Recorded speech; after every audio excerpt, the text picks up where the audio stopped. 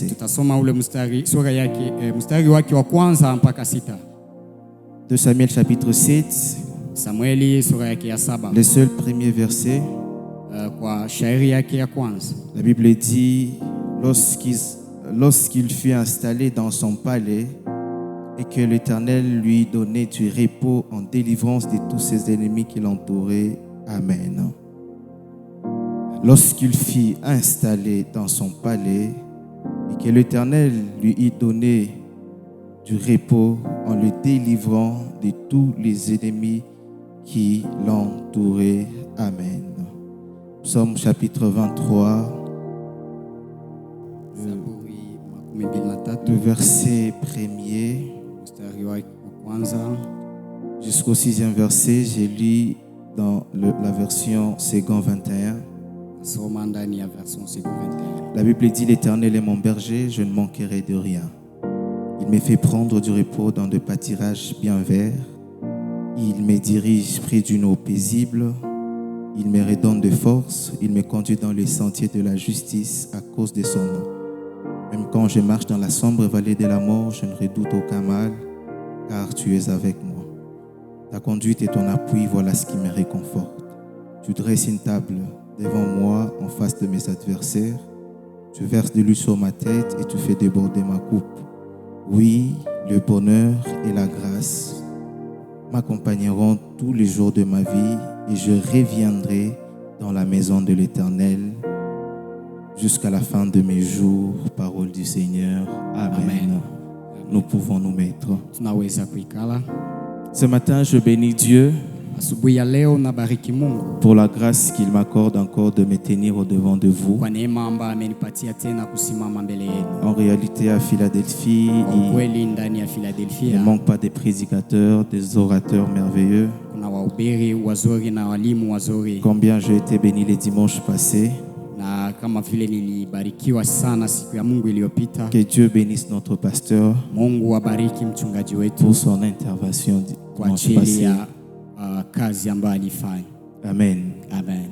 Et je suis en train de dire un grand merci au conseil pastoral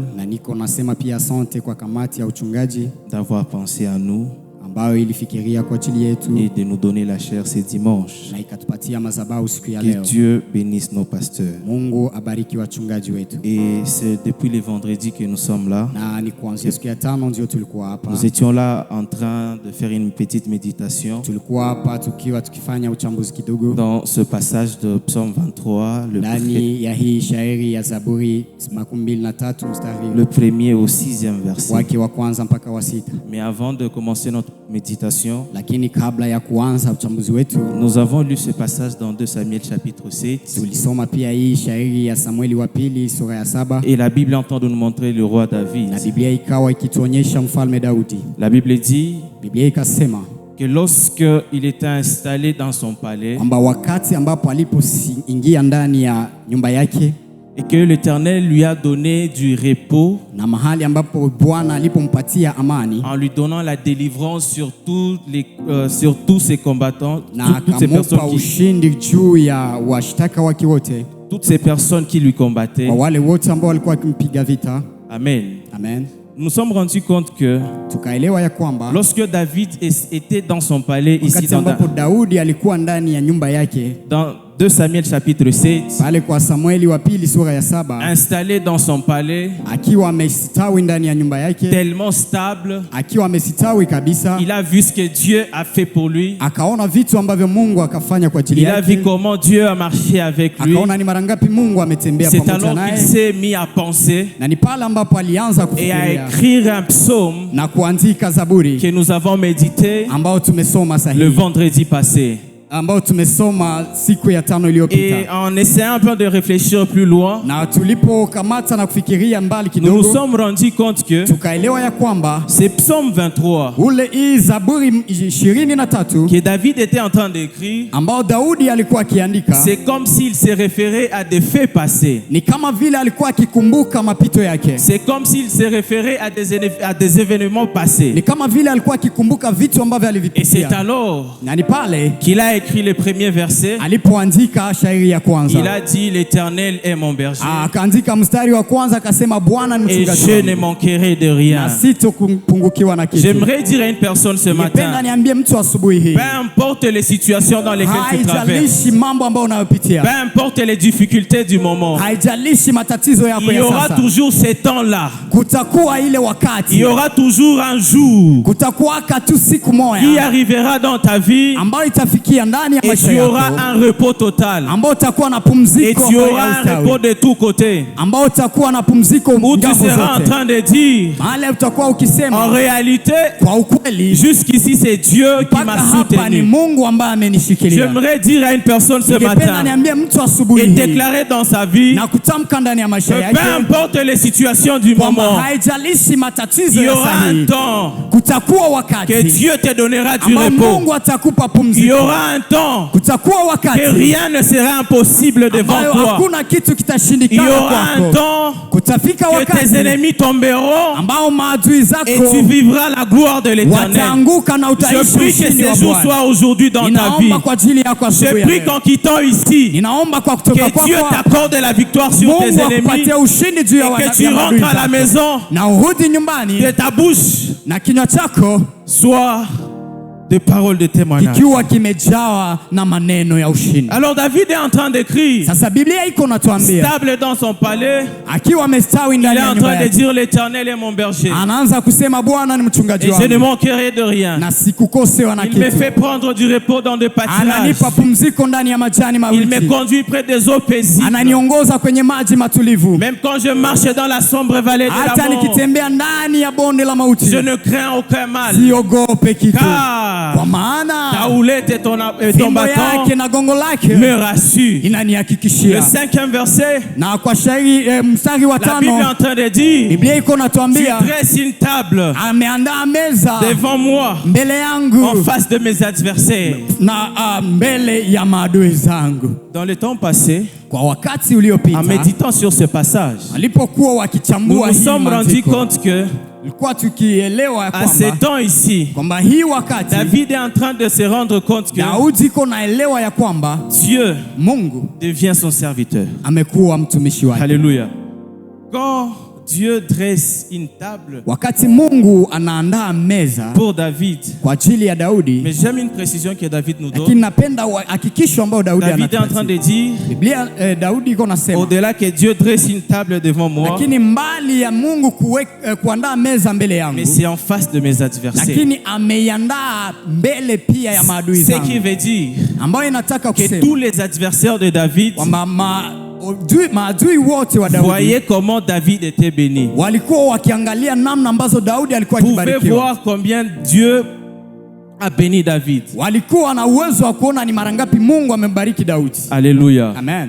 Je prie que Dieu te bénisse au Naomba milieu de tes Mungu ennemis. akubariki. Mungu akubariki miongoni ya wadui Que Dieu te zako. bénisse au milieu de tes ennemis. Quand Dieu va te bénir, Wakati Mungu atakubariki, que tes ennemis soient là maadui zako wawe pale et témoignent de la bonté de Dieu. na wapate kushuhudia utukufu Hallelujah. na wema wa Mungu. Alors, ce qui m'a beaucoup touché dans Lakini cette kitu méditation, ambacho kilinigusa sana ndani c'est ya la hii conclusion que David donne ni ukomo ambao Daudi anatoa au 6e verset. kwa mstari wa 6. David est en train de dire, Daudi anasema, oui, ndiyo le bonheur neema et la grâce na fadhili m'accompagneront zitanifuata tous les jours de ma vie. kila siku ya maisha Ma yangu. version est en train de dire, la version que je lis ici, Kwa version yangu ambayo nilisoma et je reviendrai dans la maison de l'Éternel jusqu'à ilikuwa la fin de ikituambia na nitarudi siku zote ndani ya nyumba la ya milele. version Louis II est en train de dire, Lakini version ya Wisego iko nasema j'habiterai dans la maison de l'Éternel nitaishi ndani ya nyumba ya milele jusqu'à la fin de mes jours. mpaka mwisho wa siku zangu. David pense à sa vie passée.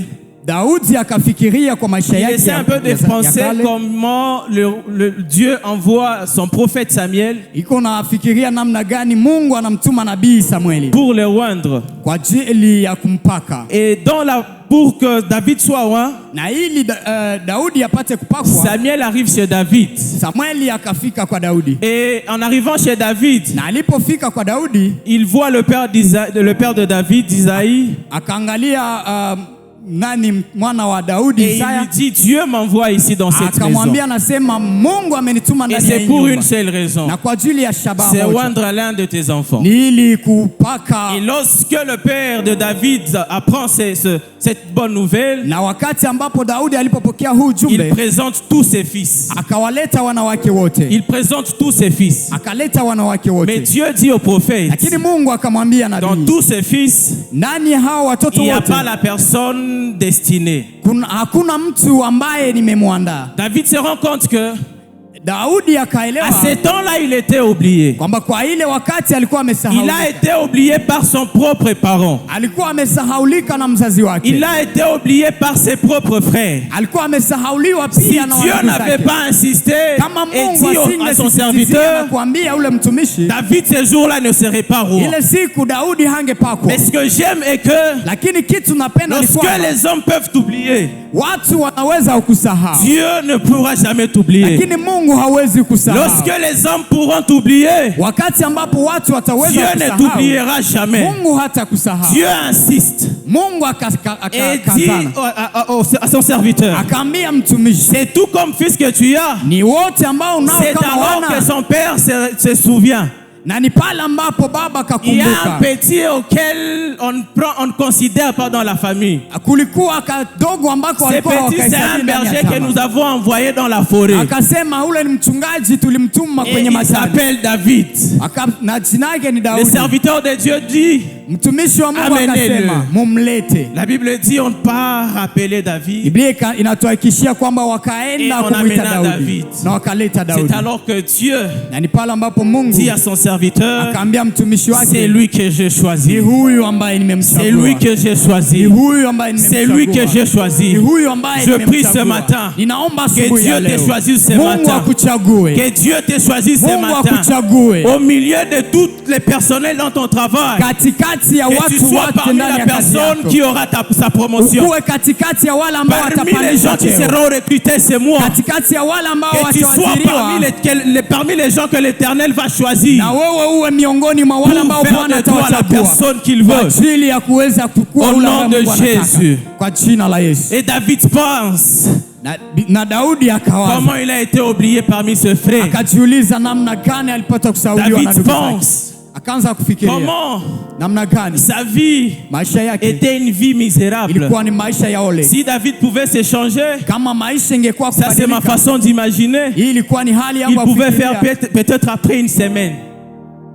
Il pouvait s'échanger après une semaine. Labda angekamata juma mzima ili aweze Et il kujibadilisha. voit comment les commentateurs sont en train de nous dire à ce temps-là, David sentait l'odeur des brebis. Lakini waliokuwa pale wako wanatuambia kwamba ile siku Daudi alikuwa ananuka kondoo. Alléluia. Yeah. Et ce temps, David na ile wakati est Daudi dans son palais. ndani ya jumba lake Il voit combien Dieu a combattu pour lui contre les Philistins. akaona ni namna gani Mungu alimpigania mbele ya Il Wafilisti. voit combien Dieu lui a donné l'opportunité d'arriver jusqu'au palais royal. Akaona ni mara ngapi Mungu ampatia fursa ya kufika mpaka ndani ya Il dit jumba la au verset kifalme. 6, Na akasema kwa shauri kwa l'Éternel mstari est wa mon sita. berger. Non, il dit au verset 6, Kwa mstari wa sita, oui, ndio le bonheur neema et la grâce na fadhili de Dieu za Mungu m'accompagneront tous les jours de ma vie. zitanifuata siku zote za maisha yangu. Je prie que la grâce de Dieu t'accompagne. Ninaomba neema ya Mungu Et ikufuate. c'est par là que nous nous sommes arrêtés les vendredis Na ni pale ambapo tuliweza kuishia siku ya et nous tano avons tiré notre thème de ce 6e verset na tukatwalia pale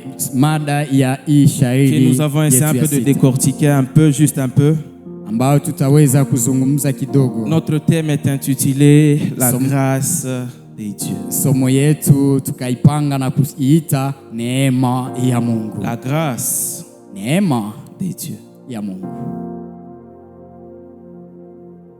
Alors, pour comprendre qu'est-ce que la grâce, Ili tupate kuelewa ni nini ndiyo neema, je me suis basé sur des idées. nikaweza kukamatia msingi kwa wazo mbili. Et la première idée, Na wazo ya kwanza, pour comprendre la grâce, kwa ajili ya kuelewa neema, permettez avant de parler de cette première idée, muniruhusu kabla niongelee wazo ya de kwanza, parler de la grâce d'une façon générale. nipate kuongelea kwanza neema kwa hali ya ujumla. D'une façon générale, tous les prédicateurs, Kwa vous serez hali ya d'accord avec moi, ujumla na wahubiri ambao wanakuwa hapa nous disent que la wanatuambiaga grâce, kwamba neema c'est une faveur imméritée. ni jambo Je usilolistahili, ne suis pas contre cela.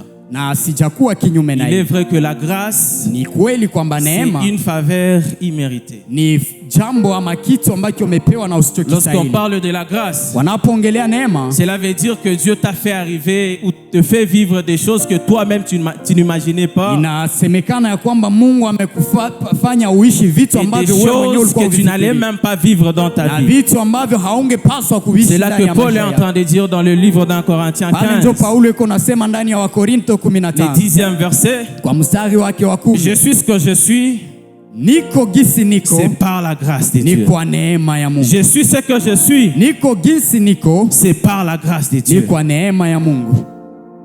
Alors, Na sasa la première idée de la grâce de Dieu, wazo ya kwanza ya neema ya nous Mungu, serons en train de comprendre que tutakuwa tukielewa kwamba la grâce de Dieu, neema ya Mungu c'est le langage et le regard de Dieu, ni neno na jicho la Mungu ou le regard d'amour de Dieu na jicho la upendo envers un homme. kwa Mungu kwa mtu fulani. Alléluia. Jicho la upendo grâce. kwa mtu fulani. C'est le regard Neema d'amour que Dieu porte envers un ni homme. jicho la upendo ambalo Mungu analoweka kwa mtu. C'est le regard ou c'est le langage d'amour Ama ni neno ya upendo de Dieu ya Mungu qu'il porte à un homme. ambayo ni neno ya upendo ambayo Mais pour Mungu comprendre anaweka ceci, kwa ajili ya mtu.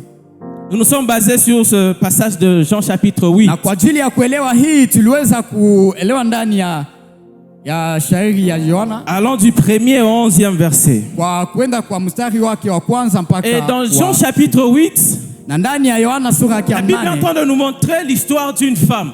Biblia iko natuonyesha historia ya mwanamke mmoja. Et la Bible ne nous donne pas beaucoup d'informations sur cette femme. Biblia haitupatie mambo mingi kwa ajili ya huyu C'est que la mwanamke. Bible dit seulement Kitu tu ambacho Biblia et inasema que cette femme, elle était adultère. ni kusema kwamba huyu mwanamke alikuwa ni mwenye dhambi. On venait de l'attraper dans un flagrant délit. Sema walikuwa wamemaliza kumkamata ndani ya dhambi. On venait de l'attraper dans l'adultère. Walikuwa wamemaliza kumkamata Mais akiwa ce ndani ya qui dhambi. m'étonne encore plus, Na kitu ambacho kinanishangaza et que zaidi tout le village ou tout, je dirais tout le quartier dans la, kwamba ni kwamba kijiji kyote kizima ama kata nzima connaissait déjà que cette femme, ilikuwa On imejua venait de tayari l'attraper kwamba dans huyu le mwanamke amemaliza kukamatika ndani ya comme dhambi. la loi de Moïse le disait, Kama vile sheria ya Musa ilikuwa une telle inasema femme, on ne devait pas la laisser en vie. mtu kama ule mwanamke hakupaswa Une telle kumwacha femme, kwa la loi uzima. de Moïse dit, Ilikuwa imesemekana on kwa doit sheria la ya Musa lapider directement. wanapaswa kumuua pale pale. Donc sa vie devait s'arrêter là. Sema maisha yake ilibidi Parce ishie pale. qu'elle faisait la honte de la Kwa communauté, maana alikuwa amekuwa ameleta mais haya kwa aussi mtu. elle faisait la honte de Dieu.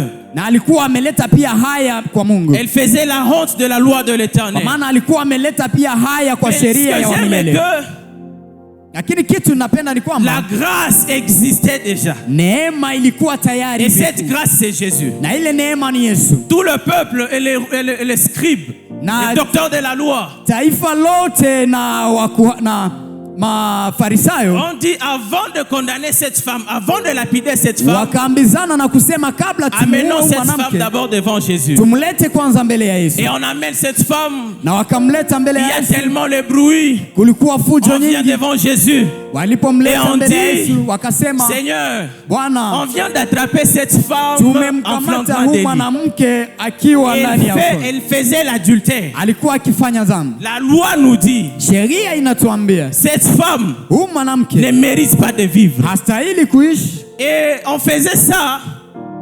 Na tunafanya hivi. Ces gens faisaient ça Hao watu walikuwa pour wanafanya vile chercher une cause d'accuser Jésus. kwa ajili ya kutafuta Parce kitu cha que en kumshtaki eux, Yesu. Kwa maana Ils avaient la réflexion walikuwa na que mafikara Jésus ne pouvait rien pour cette femme. ya kusema kwamba Yesu hana uwezo Tout juu le ya monde a mwanamke. condamné cette femme. Kila mtu amesha Mais kumlaumu lorsqu'on l'amène mwanamke, devant Jésus, na wanapomleta Jésus mbele ya garde Yesu, le calme. Yesu Et la akamwangalia, Bible dit, na Biblia il s'est inatuambia mis par terre.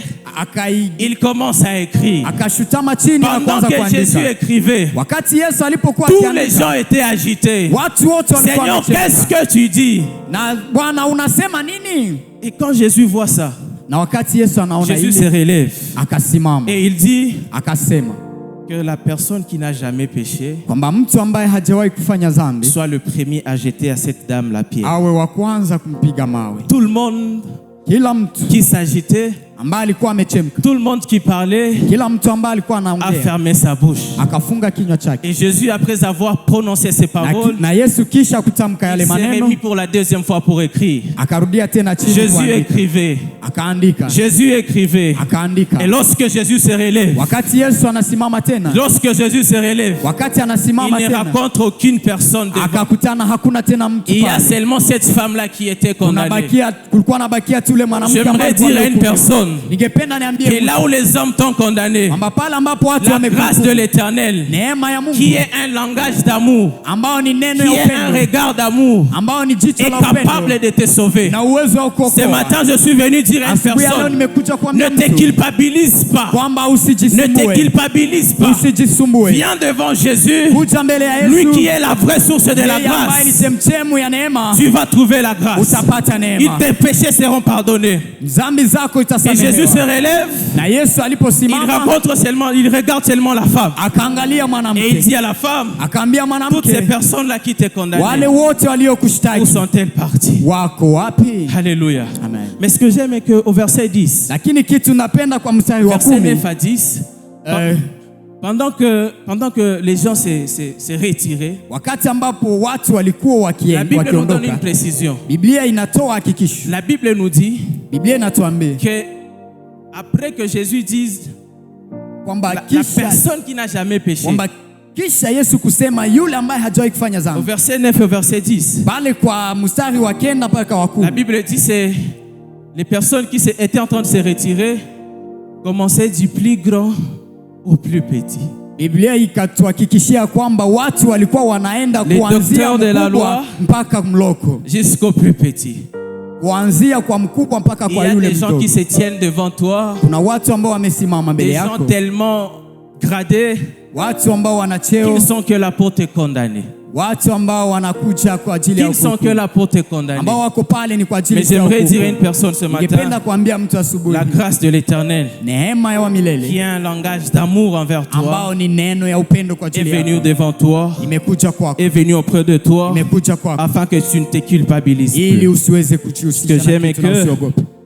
Jésus dit à la femme, Yesu akaambia mwanamke, ces gens t'ont condamné, hao watu walikuhukumu, mais moi je ne te condamne pas. lakini mimi sikuhukumu, Moi je ne te condamne pas. mimi sikuhukumu. Va Wende et ne pêche plus. na usifanye tena dhambi. J'aimerais dire à une personne ce matin, Ningependa niambie mtu toi qui te asubuhi, culpabilises, wewe mwenyewe uko na Dieu n'est pas venu pour te condamner. Mungu hakuja kwa ajili ya kuhukumu. Dieu est venu pour te donner la grâce Mungu alikuja ili akupatie neema, afin que tu laisses ton ancienne vie ili uachane na maisha yako et ya que tu zamani retournes dans une vie de grâce na urudirie ndani ya maisha mapya ya neema. et ne pêche plus. Wende na usitende tena dhambi. Alléluia. Amen. Alléluia. Amen. Deuxième idée, Na wazo ya pili parlons de la grâce de Dieu. ambayo inaongea kuhusu neema ya Nous Mungu, serons en train de comprendre que tutakuwa tunaelewa kwamba la grâce de Dieu, neema ya Mungu c'est la puissance divine ni utukufu wa mbingu qui facilite les choses en notre faveur. ambayo inarahisisha mambo kwa ajili yetu. Alléluia. Amen. La grâce de Dieu, Neema ya Mungu c'est la puissance divine ni mamlaka ama utukufu wa qui mbingu facilite les choses en ambayo notre faveur. inarahisisha vitu kwa faida yetu. Dans 1 Samuel chapitre 17, Ndani ya Samueli wa kwanza la Bible, sura yake ya 7, la Bible nous parle de David et Goliath. Biblia inatuongelea kuhusu Daudi na Goliati. Et David, Na Daudi, ce que j'aime est que à ce temps-là, kitu napenda ni kwamba ile wakati Israël était en guerre. Misri ilikuwa kwenye vita. David a déjà la promesse que Dieu, na Daudi alikuwa tayari na ahadi ya Mungu. il a déjà la promesse qu'il sera roi. Alikuwa na ahadi ya kwamba atafanywa kuwa mfalme. Il est déjà roi. Ameshapakwa. Et ces jours-là, Na ile siku la Bible nous dit, David, Biblia inatuambia Daudi son père l'envoie au front de guerre. baba yake akamtuma ndani ya vita. Mais lorsque son père lui envoie là-bas, Lakini wakati baba yake anamtuma il y pale, a une rumeur qui circule. kuna fununu ama masemi ambayo ikazunguka. Parce qu'ils avaient déjà fait 40 jours en train d'attendre la victoire. Kwa maana walikuwa wamefanya siku 40 wakiwa wanasubiria Une ushindi. personne qui est partie demander l'information de ses frères Na mtu ambaye alienda kutafuta information kwa ajili ya ile hali et apporter la nourriture à ses frères, na ili aweze kuleta chakula kwa mdogo entend la wake, rumeur. akasikia ile maneno. Et la rumeur était que Na maneno ilikuwa ni la kwamba personne qui tuera Goliath, mtu ambaye atamuua Goliath on va la donner, aura pour cadeau la fille du roi. atapata kama vile zawadi binti wa mfalme. La personne qui va tuer le Philistin Goliath Mtu ambaye atamuua Mfilistini aura huyu pour Goliath cadeau un mariage luxueux. watamupatia zawadi ya ndoa ya kifahari. Et David, en voyant cela, en écoutant cela, Na Daudi aliposikia ile il dit habari c'est une occasion pour moi d'accéder dans le palais royal. hii ni fursa kwangu kwa kuweza kuingia ndani ya Et chumba la pendant tous les kifahari. tumultes là, Na ile wakati pendant que tout le monde avait peur, ambao kila mtu alikuwa na woga, David vient se présenter devant le roi. Daudi akaja na akaonekana mbele ya Et il vient mfalme, devant le roi, il lui dit, akajitambulisha mbele ya mfalme, Au roi, akasema, mfalme, vis éternellement. ishi milele. Mais je viens d'écouter que Lakini nimetoka tu as kusikia déjà kwamba- fait la promesse kwamba umesha tayari que kuweka la personne ahadi qui va tuer Goliath kwamba mtu ambaye atamuua Goliati aura un grand cadeau. atapata zawadi kubwa. Est-ce que ce qui me tracasse beaucoup dans cette histoire, Kitu ambacho kinanisumbua sana je ndani suis ya en train de historia me hii, rendre compte que nikawa nikielewa kwamba d'abord David, on nous donne il était petit détail. kwamba Daudi wanatuhakikishia David kwamba n'était alikuwa pas wa élancé. kidogo sana. Alléluia. Amen. David n'était pas élancé. Daudi hakuwa mrefu, Et avec David, na Daudi il n'avait jamais combattu avec un homme. alikuwa kamwe hajawahi kupigana na mtu. La seule information qu'il donne au roi ces jours-là, Lakini habari tu pekee ambayo Il anampatia dit au mfalme roi, ile siku, anaambia quand mfalme, j'ai gardé les brebis de mon père, nilipokuwa nikichunga il y kondoo a za un baba jour, yangu, un lion est venu attaquer les kuna siku brebis. ambayo simba ilikuja J'ai pris les kupiganisha, lions. nikashika écrasé. simba na nikaipasua. Il y a un autre jour Na kukafika siku ingine où j'ai gardé les brebis de mon père. ambao nilikuwa tu nikichunga kondoo Il y za baba a yangu, l'ours qui est venu. dubu akaja, J'ai sauté sur l'ours nikarukia dubu et je l'ai écrasé aussi. na nikampasua pia. La seule information que David a, Ile tu njo habari ambayo la Daudi alikuwa seule nayo, aptitude ou je dirais la seule expérience. na ile tu njo experience ambayo Daudi alikuwa Et nayo, par la grâce de Dieu, na kwa neema ya Mungu Saül a agréé ce que David a dit. Saulo akapata kushika yale ambayo Mais Daudi le alisema. problème est que Lakini shida ni kwamba la Bible est en train de nous montrer Biblia iko inatuonyesha quelques informations liées à la personne qui doit combattre, que David doit habari combattre. fulani ambazo zimewekwa kwa anwani ya mtu ambaye Daudi anataka kupigana naye. Alléluia. Amen. La Bible est en train de nous donner Biblia iko natupatia les informations habari liées ambazo à la zimeambatanishwa personne na anwani ya mtu que David doit combattre. ambaye Daudi anahitajika kupigana naye. Alléluia. Amen. Alléluia. Amen. Et David, on lui donne les choses ou les éléments de guerre. Na Daudi wakampatia vitu ambavyo vilikuwa On lui vinahitajika donne kwa la ajili ya vita. cuirasse, Wakampatia on lui kirasi, donne l'épée, wakampa on lui ngao, donne la tenue. wakampatia vazi. Mais lorsque David porte ça, Wakati Daudi amevaa vile vyote, il se sent mal à l'aise dans sa tenue. akajisikia amekuwa mzito, Et amekuwa il dit au mbaya roi, ndani ya ile vazi. Je ne saurais pas me battre avec ceci. Akaambia mfalme, hakika sitaweza kupigana na Comment hili. toi qui vas combattre une personne comme Goliath? Namna gani wewe mtu ambao unatafuta kupigana na mtu kama vile L'information Goliath? que la Bible nous donne sur Goliath, Na habari ambazo Biblia inatupatia kwa ajili ya Goliath, Goliath faisait 3 mètres de longueur. kwamba Daudi alikuwa na meta 3 za urefu. Alléluia. Amen. Il faisait 3 mètres de longueur. Alikuwa na meta 3 kwa Lorsque urefu. tu lis en Samuel 17, à partir du 4e verset, Ile au unaweza 7e kuisoma verset, ndani ya Samueli sura yake ya 17. tu verras ça. Utaona ile La cuirasse kwamba ile cuirasse de Goliath kirasi ya Goliati pesait 60 kilos. ilikuwa na kilo 60. Alléluia. Amen. La cuirasse de Goliath Kirasi ya Goliati pesait 60 kilos. ilikuwa na kilo 60. Et rien que la lance Na mshale wake ama ile nani yake ya kutupa mishale aussi avait son poids.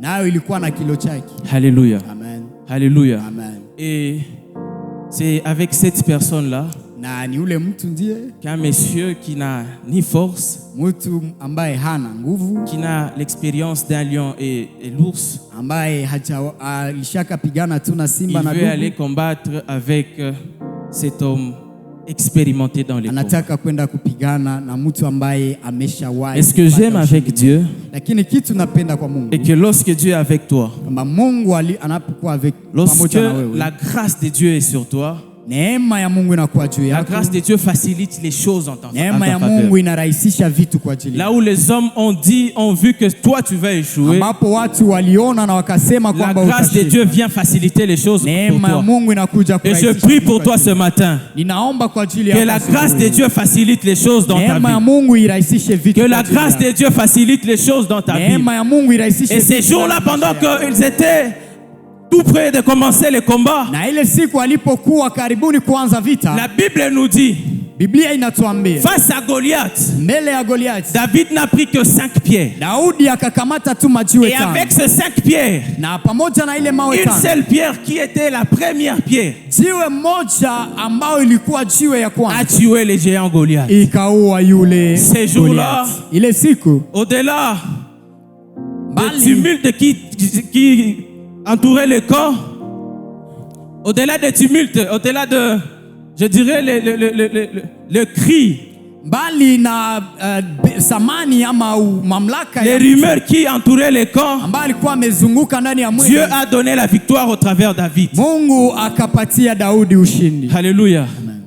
Je n'aimerais pas m'attarder trop là-bas, Sitapenda nikawie puisqu'on sana a pale, beaucoup de leçons à apprendre. kwa maana tuna mengi ya kuelewa. Alléluia. Kujifunza. Amen. Alléluia. Amen. Mais j'aimerais que tu comprennes seulement que Lakini ningependa nielewe tu la grâce, neema c'est la puissance de Dieu ni utukufu ama ni mamlaka ya qui Mungu facilite les choses en notre ambayo faveur. inarahisisha vitu kwa faida yetu. Alléluia. Amen. Que Dieu facilite les choses en ta faveur. Mungu arahisishe mambo kwa ajili yako. Permettez de parler de deux déclencheurs, Niruhusu niongelee chamsho mbili, des déclencheurs de la grâce de chamsho Dieu. mbili ama vitu mbili vinavyochamsha neema.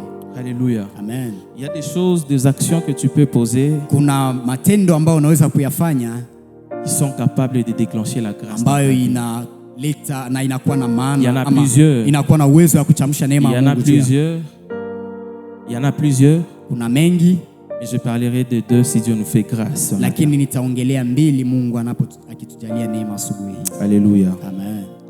Je demanderai aux médias de nous projeter Nita- Galates chapitre 6, Nitaomba watu wa runinga watuwekee Wagalatia 6 versets 9 à 10. wa mstari wa 9 na wa 10. Et le premier déclencheur, Na kichemsho cha kwanza, la première des choses kitu ya kwanza qu'un homme peut faire, ambao mtu anaweza kufanya capable d'attirer la grâce dans sa vie, na inakuwa na mamlaka ya kuvuta neema ndani ya maisha yake c'est avoir un bon cœur, ni kuwa na moyo mwema ama moyo mzuri, avoir un bon cœur kuwa na roho mzuri et savoir faire du bien aux personnes qui nous entourent. na kujua kufanya mazuri kwa watu wanaotuzunguka. Alléluia. Amen.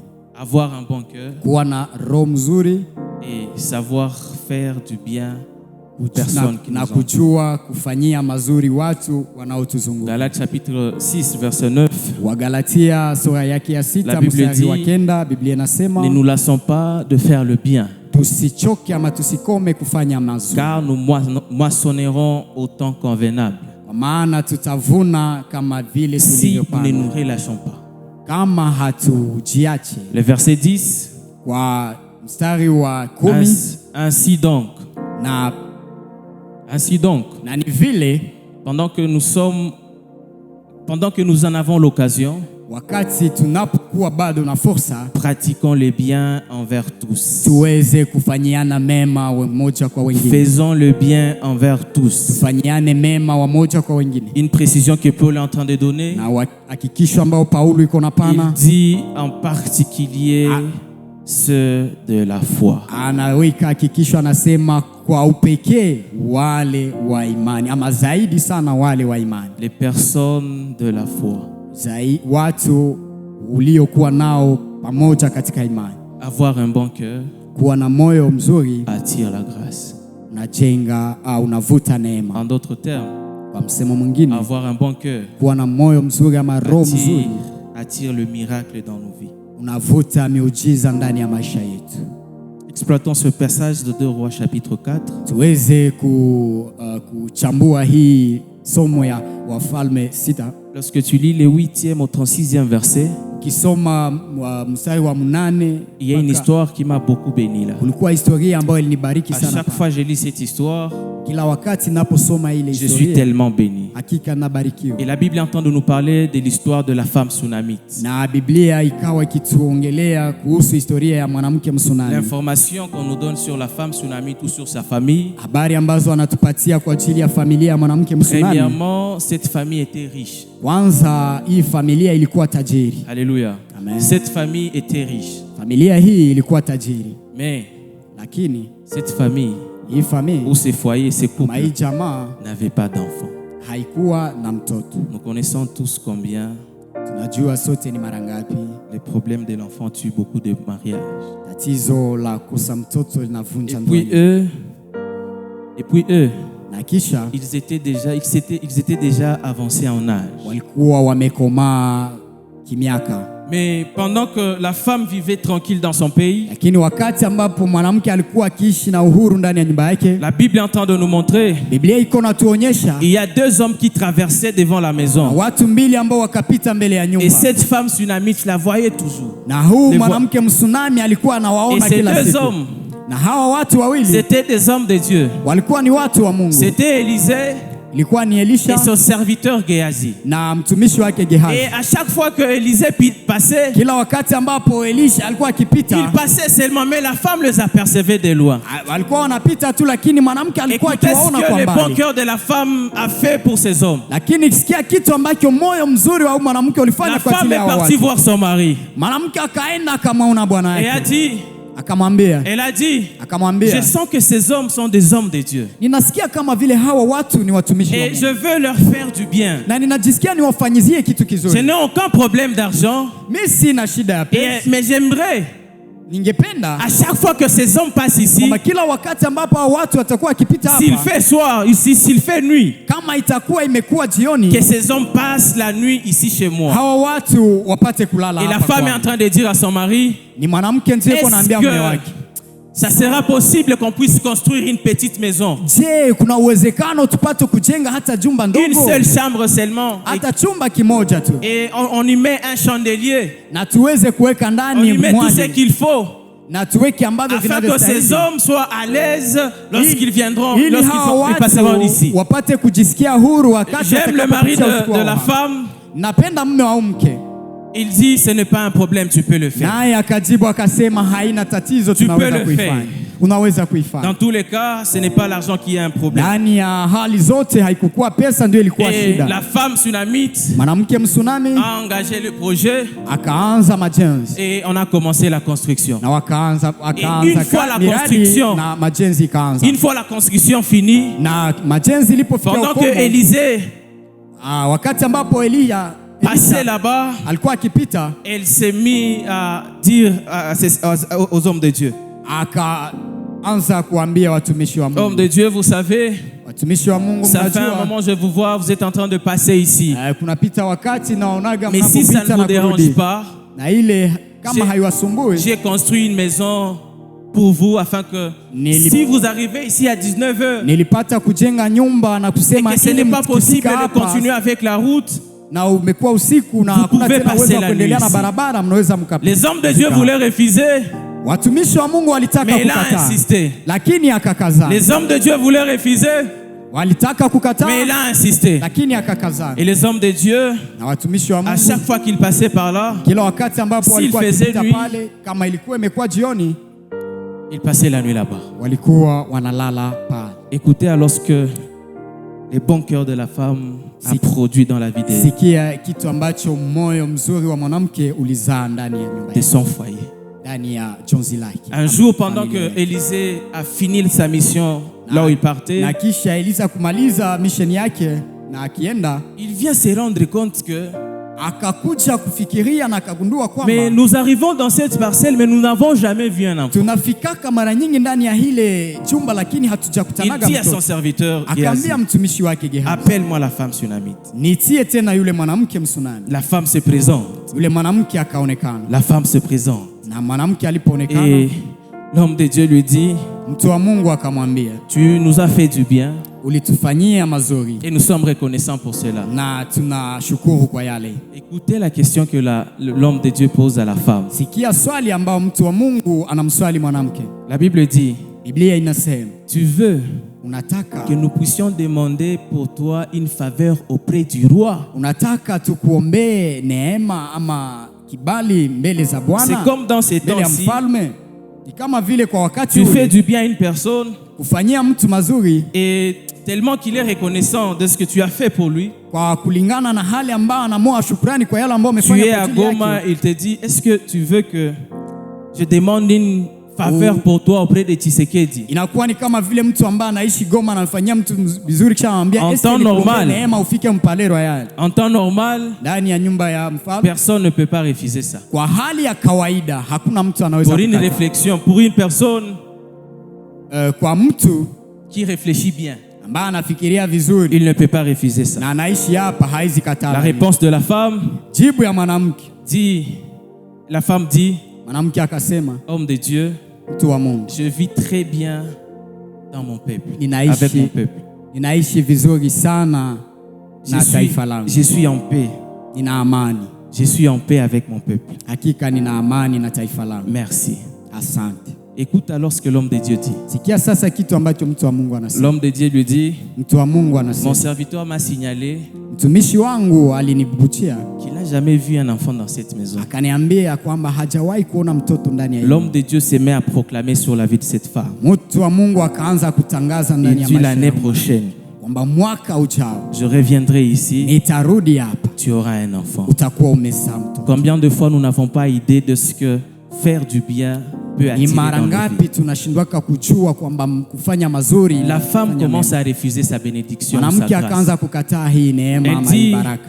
homme de Akasema, Dieu, mtu wa Mungu, ne me flatte pas, usinidanganye, car je suis déjà vieux kwa maana mimi tayari ni et mon mzee mari est déjà vieux. na mume wangu ni mzee. Ne me flatte pas. Usinidanganye. Mais ce que j'aime est que Lakini kitu napenda ni kwamba lorsque tu as un bon cœur wakati ambapo una moyo et que mzuri tu sais faire du bien aux personnes qui na t'entourent. unajua kufanya mazuri kwa watu Notre wanaokuzunguka. professeur de droit commercial Mwalimu wetu wa sheria ya kiuchumi avait toujours ce langage à Lingala alikuwa na huu msemo kwa lugha ya et il Lingala. disait oh linga te, Alikuwa anasema taka ustake cela arrivera. vile vitafika. La femme a refusé, Mwanamke alikataa mais tellement qu'elle s'était déjà attiré la grâce. kwa maana alikuwa ameshajivutia tayari neema. Vouloir ou pas, ce miracle est arrivé. Atake asipotaka ile neema. Et na je ile prie pour miujiza toi ce ilifika. matin Na ninaomba kwa ajili yako que les choses que tu feras envers les kwamba autres, vitu ambavyo utafanya kwa le ajili ya bien que tu wengine, feras envers les autres, neema ambayo utatendea que cela wengine attire une grâce particulière dans ta ipate vie. kuvuta neema ya upekee Que ndani ya cela maisha yako. attire une grâce particulière dans ta vie. Kusimika La neema ya grâce upekee de ndani ya maisha faciliter les yako. choses en ta faveur. Neema ipase La grâce de faciliter les choses en ta faveur. neema ya kuweza Les biens que tu kurahisisha vitu ndani ya feras njia aux yako. personnes dans ta foi,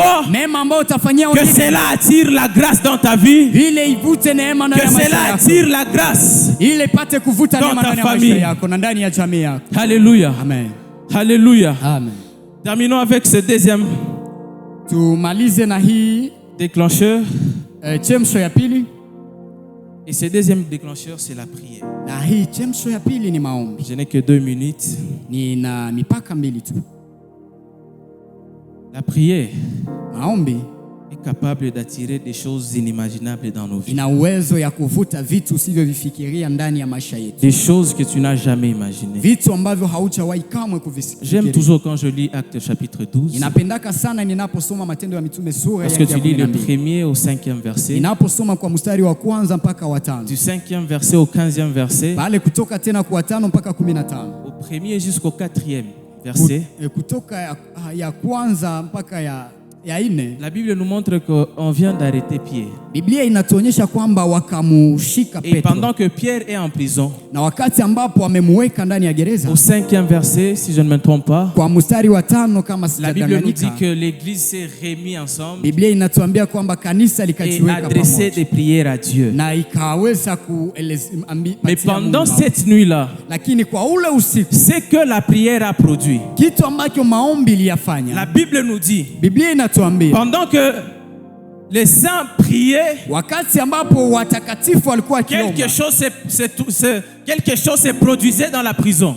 kitu fulani kilikuwa kikifanyika Et la ndani ya Bible nous gereza. montre que l'ange est apparu à Pierre. Na Biblia inatuonyesha kwamba malaika akamtokea Petro. Lorsqu'on lit les détails comment Pierre était enchaîné, Tunaposoma uchambuzi tutaelewa il était namna gani Petro impossible alikuwa que Pierre amefungwa. ne puisse pas quitter là-bas. Na jinsi alikuwa amefungwa ilikuwa La Bible nous haiwezekana dit apate qu'il kutoka était pale. entouré par 16 gardes. Biblia inatuambia kwamba alikuwa amechungwa Au-delà na de walinzi 16 saba. gardes, Na mbali ya hao Il walinzi wa était saba enchaîné. alikuwa amefungwa na Mais pingu. pendant que l'église priait, Lakini wakati kanisa iko naomba, il y a l'ange qui est descendu. kuna malaika ambaye ameshuka. Il y a l'ange qui est descendu. Kuna malaika ambaye Et les ameshuka. chaînes sont tombées d'elles-mêmes. Na pingu zikaanza kuanguka J'aimerais dire zenyewe. à une personne ce matin, Ningependa niambie mtu ta asubuhi, prière fera à ce que les chaînes tombent dans ta vie. maombi yako itafanya ya kwamba pingu Les zianguke ndani chaînes ya sont maisha tombées yako. Pingu zimeanguka et Pierre voit l'ange. na minyororo imekatika na pingu Et zimeanguka. l'ange lui dit, lève-toi, Petro on akaona rentre à la malaika. maison. Na akaambia Petro, simama. L'ange urudi lui dit, nyumbani. Malaika akamwambia, rentre à la maison. rudi nyumbani. L'ange passe devant lui.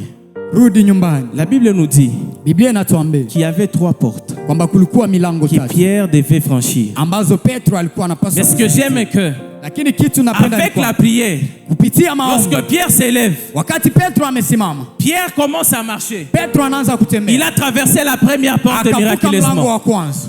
La première porte, Mlango wa kwanza, il était comme un esprit.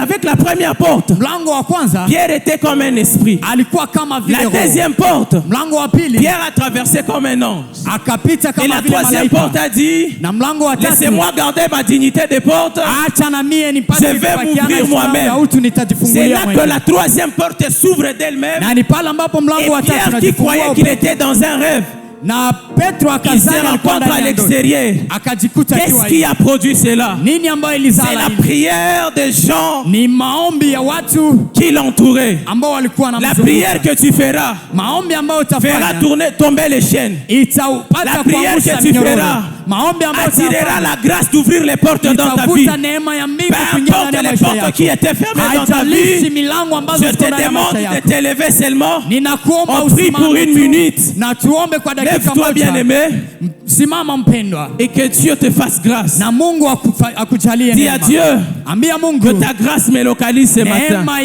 initafute Que siku ta ya grâce me leo. localise ce matin. Neema initafute siku ya Dis à leo. Dieu, je te prie, Ambia Mungu s'il te ninakuomba, plaît, que tafadhali ta grâce me localise ce neema matin. yako initafute asubuhi ya Que ta leo. grâce me localise ce Neema matin. yako initafute Que asubuhi ta ya grâce me leo. localise ce Neema yako matin. initafute asubuhi J'aimerais ya que tu leo. lèves sainement ta voix. Ningependa uinue Un tu peu sauti seulement. yako. Commence à chuchoter devant Dieu. Anza kuambia Que Mungu, tu dises à Dieu, na uambie Mungu, Seigneur, que ta grâce me localise Bwana ce neema matin. yako Que initafute ta asubuhi grâce ya leo. localise ma maison. Bwana neema yako Que ta itafute nyumba grâce yangu. localise ma famille. Bwana neema yako Que ta itafute grâce jamii localise yangu. ma maison. Bwana neema yako Que ta itafute grâce nyumba localise yangu. ma famille. Bwana neema yako Commence à itafute nyumba prier. yangu. Commence à prier. Dis à Dieu ce matin. Ambia Mungu asubuhi Que ya ta leo, grâce me localise. neema yako Seigneur, initafute dans tout ce que je ferai, ndani ya yote ambayo que ta grâce nitayafanya. me localise. Neema yako Dans tout ce que initafute j'entreprendrai, ndani ya yote ta ambayo grâce nitaweka me kwa localise. miraji. Neema yako Seigneur, iwe je nasi. prie pour ton peuple. Bwana ninaomba Que cette prière qui montera en kwamba ce hii moment, maombi ambayo itapanda que ta jioni grâce qui hii, facilite les neema yako choses irahisishe puisse les vitu. localiser. Neema yako Au nom ipate de kutafuta Jésus. kwa jina la Est-ce que nous Yesu. pouvons acclamer Dieu? Tunaweza kushangilia Bwana.